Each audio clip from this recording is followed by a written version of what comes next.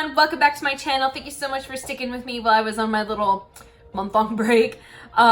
July had me going through it just like you guys, but we are back. We're going to be going through each sign and talking about the month of August. So I'm really glad for August. You know, we have a lot of forward momentum. We have Mercury finally going forward. We have Jupiter stationing to go direct as well. We don't have any eclipses. So July is going to be, or August is going to be a much better month. And then, you know, obviously towards the end of the month, we have a lot of very productive energy too. So we can take all these new exciting ideas and new creative projects that we start, all these different things, and we can start really getting serious about them. So, by the way, if you are new to the channel, thank you so much for checking it out. I hope you enjoy it. If you do like this video, please give it a thumbs up. Comment down below, let me know what resonates with you. And if it does resonate with you, please subscribe so you can keep an eye on all the other videos that I'll be posting. So yes, with that, if you want to see more about your sign and what's going on for you, don't forget to check out your sun, moon, and ascendant, most importantly. Your ascendant sign is typically going to be the most accurate, and then sun and moon, it really depends on, you know, your individual energy and what usually resonates with you. So just check all three. Take what resonates, leave what doesn't. So yes, anyway, with that, if you want to see more about what's happening for you, then please keep on watching. What's going on, Virgo? Welcome to August. So starting the month, we did have that new moon in the sign of Leo in your 12th house. 12th house is all about spirituality. It's all about like the things that are hidden from the world, okay? And now that's the spirit world, that's hospitals, prisons, asylums, nursing homes. I'm not trying to scare anybody. I'm just giving you, you know, what this house represents, okay? This is also the house of like unconscious things that are hidden from us, okay? So these are like unconscious or subconscious patterns. This is also the house of self-undoing. So it's the things that like addictions are seen here too. So you might have had you know, some kind of a new beginning, so maybe a new spiritual journey that you're starting on. Maybe you started really kind of tapping into any kind of psychic abilities you might have. Maybe this is, you know, the beginning of you starting to get over any kind of addiction that you might have too, which is really good. Now this did come, this new moon was in a square, which is a challenging aspect to Uranus and Taurus. And this was in your 9th house, okay? And the 9th house is all about your belief systems, okay? But this is also like your long range goals. This is, you know, you really putting yourself out there to the world, okay? So this could have really been, now in a square, you know, it literally puts us in a box, okay? It puts us in a box and makes us freak out, and we have to take action to get out of the box, okay? So, you know, there could be some sort of, there might have been,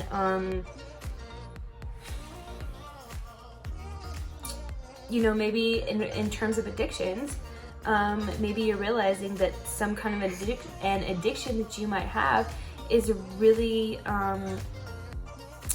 it's taking its toll on your long range goals, okay? Or maybe it's like, okay, if I'm gonna continue with these goals, I really have to make some changes in my life, okay? I can't, you know, I can't be doing this. I can't be, you know, going out partying every night and drinking. You know what I'm saying? Like, because the 12th house is also like escaping and escapist tendencies and the things that we turn to escape reality, you know? So it's like, okay, I have these long range goals. And I if I really want to go for these, I can't continue on with these bad habits that I have, okay? So that's just an example. But the cool thing is the new moon was also making a trine aspect, which is like a pocket of opportunity or a blessing that just kind of falls in your lap. You don't even have to really work for it or go for it, right? And that was making the trine over to Jupiter and Sagittarius in your 4th house of home, okay? So, you know, 12th house, I'm seeing this is a lot of 12th house and 9th house are also about like foreign travel and foreign people and foreign lands. So, you know, maybe there's an opportunity for some Virgos to travel and move overseas. this might also, whatever kind of little journey you're going on as far as like spirituality and your beliefs about God and the universe and things like that, is really going to, because the fourth house not only is your home, but it's what makes you feel emotionally secure and comfortable and safe, right? So all of these things could be happening and to get you to a more secure, comfortable, safe place in your life. Okay, so the next day that we have to look forward to is August 11th. Now there's a couple of things happening. Actually, there's 3 things happening on this day. So the first one and the most exciting one is Jupiter in Sagittarius is going to be stationing to go direct. So then, Jupiter is our the planet of luck and abundance. All those things that I was talking about the 9th house is all Jupiter, okay? So it's, it's big, expansive, like thinking, it's our worldview, okay? Now, so any kind of fourth house matters that have been maybe kind of stuck and stagnant, maybe haven't been moving really forward, you've been trying to make something happen in this area of your life and it just hasn't been working out, you should be able to start seeing some forward momentum now in this area. So if you've been trying to sell a house, buy a house, move, do something with your house, something in regards to your family, any kind of thing like that, you should start to see some forward momentum moving on now after the 11th. I mean, especially around the 11th, because when planets do something, okay, so when they station to go direct or when they station to go retrograde, that's when the energies are the strongest, okay? So also on that day we have Uranus stationing to go retrograde. Now, again, this is in Taurus, in your 9th house of your belief systems and all that kind of stuff that I mentioned before. So you've been kind of starting, because Uranus moves pretty slow, okay? He's here until I think like 2026 or something. So this is a very slow process, okay? The outer planets, for the most part, sometimes they do some pretty crazy shit, but the outer planet transits are slow. They're not super noticeable at first, but when you're done, I'm telling you, this 9th house area of your life will never be the same. So this is the start, since Uranus hasn't really been in Taurus very long. It's only at 6 degrees right now, and that's where it's stationing to go retrograde, is at 6 degrees of Taurus. So you're starting like a little rebellion in this area of your life, okay? There's a huge overhaul, a huge transformation, a big like restructuring of your belief systems, of how you put yourself out there, of higher education, all these kind of things. So, and when a planet goes retrograde, it's a very internal process. So you really go inward, and it's the inner workings are happening, okay? So this is, you're really cooking up your little rebellion, okay? So, this is, and like I said, it's not like something crazy is going to happen on this day. It's not like anything crazy is going to happen while Uranus is retrograde, but it is, like I said, very internal. So this is you really going through the mental and emotional, psychological processes to really set the stage for this little rebellion, or this, this big shift, okay, that's happening over the next like 8 years, I think. Okay, so yeah, that's what's going. Oh, and then also Mercury, your ruling planet, is changing signs and is going from Cancer back into Leo, back into your 12th house, okay? So any kind of if you were having any kind of possibly some travel, you were trying to like travel overseas or anything like that, or have some kind of a rest period, like a relaxation, just a chill time, and during Mercury retrograde you're having some problems with like documents, or like things just kept popping up that were like throwing you a curveball and you couldn't make these things happen. Mercury is now moving forward again, so these things can really start to work out better for you, and you're gonna find the resolution for them. So the next dates that we have to look at is the 15th of August. Now the 15th we have the full moon in the sign of Aquarius, which is going to be in your 6th house of work, health habits, daily routines, all that kind of stuff. So this could see So for those of you who don't know, a full moon this is the time when we see like endings to something. Now don't get scared. This could be like seeing the ending to a work project. So since this is in your 6th house, or maybe you've been on a bit of a weight loss journey or something, and you know, now you might finally reach your goal or something like that. Okay, so when I say endings, don't freak out and think, oh my god, something is gonna end, I'm gonna lose my job. If it's meant to happen, you might. I'm just saying, okay. So yeah, this is when we see endings, but these are endings so that way something new can start, right? So you know, this could be the end of a work project. This could be you also, because this is not just endings, but it's like it's like the harvest time. It's like seeing the fruits of your labor. So yeah, this could be the end of a work project, or this could be maybe you get a promotion at work, okay? Because in a full moon, you know, the sun's over here in one sign. So in this case, it's in Leo, 22 degrees Leo. And in this case, it's in, the moon is in 22 degrees Aquarius. And the sun, since they're opposite, the sun is shining its big crazy light at the moon, completely illuminating the moon, right? So this is putting a big spotlight on your 6th house right now. So, you know, you could get recognized at work for something, for some hard work you've been putting in. This could be a promotion. This could be, you know, a bonus or something, you know, this could be anything like that. So I'll be really interested to see how that plays out for you guys. Definitely drop a comment down below and let me know what happens, because Venus, the reason why I'm bringing up money stuff is because Venus is going to be conjunct the sun in Leo at the same time as this full moon. And you know, and Venus rules money, money and beauty, and you know, so this could possibly bring about things like that. Now, between the dates of the 18th and the 29th, we have the entire party that's been in Leo in your 12th house is moving on over into your sign. So we have Mars, Venus, the Sun, and Mercury in that order, moving from Leo into Virgo, into your sign, into your 1st house, especially if this is your ascendant sign.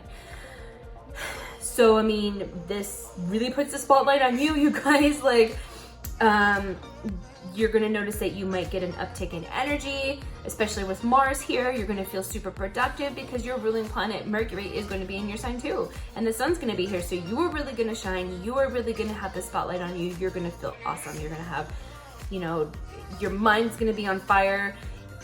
So any kind of ideas that you might have, definitely write them down, especially something career related, because you know, Mercury does also rules you, and it also rules your 10th house of career. So anything career related might come up for you. Let's see. You could definitely have some kind of yeah, because Venus is here too. Venus rules your 2nd house. So I mean, you could definitely have some kind of a bonus or a promotion at work. And this could give you an opportunity to pay off some debt, or you're also going to be very focused on paying off your debt because Mars rules your 8th house. You're definitely going to be focused on that too. So, you know, basically you're just going to be all lit the fuck up. Okay. You're going to have a lot of energy. You're going to be very, very, very busy. Okay. So that's really great. Now, the last thing I want you to look at is the 30th? Yeah, the 30th. The 30th of August. Now, this is when we have the new moon in Virgo at 6 degrees. Okay, you guys. So if you have your sun, moon, or rising at this degree mark, so if your birthday is around, you know, I would say the 28th, 29th, 30th, 31st, or maybe even the 1st of September, you're going to have a new moon in your solar return. So this is just, gosh, a whole year of new beginnings, to be honest. And yeah, I mean, if you have your moon or rising degree at the 6 degree mark of Virgo, this is going to be big new beginnings. And I'm saying big, especially big in big ass capital letters, because we have the new moon is also going to be conjunct Mars. So Mars is going to be in the same spot here. And it's also going to be making a trine aspect. So like I said, an easy, harmonious something that just kind of falls in your lap, opportunity or something, but it's going to be shocking and surprising, okay? You're not going to expect it. It's going to come out of left field. You're going to be like, holy shit, what? It's making a trine aspect to Uranus in Taurus in your 9th house again. So this could be an opportunity to travel. This could be an opportunity to, like, if you're a writer, you really might have the opportunity to publish, you know, your book, or, you know what I mean? Like something like that, something that is, you know, the 9th house is the luckiest house. So, I mean, this could be, and it's also benefactors, like, so people who really have your back and who are there to help you, like teachers and gurus and stuff like that. So, you know, somebody could really be offering you some help and support to move forward a big goal, or something just happens that,